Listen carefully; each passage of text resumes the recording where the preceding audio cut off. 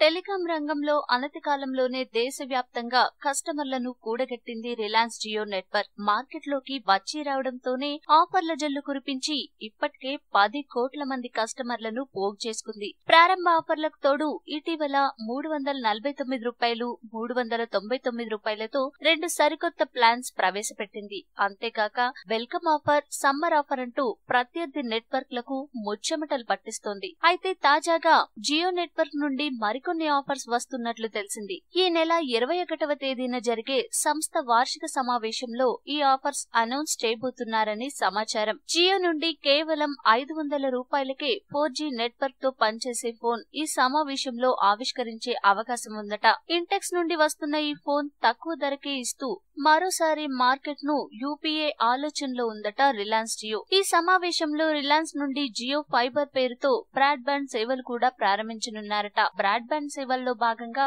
100 Mbps వేగంతో 3 నెలలు ఉచితంగా ఇంటర్నెట్ సేవలు అందిస్తారని తెలిసింది. అయితే ఇందులో ఏ సేవలు ప్రకటిస్తుందో ఖచ్చితంగా తెలియాలంటే ఈ నెల 21 వరకు ఆగాల్సిందే.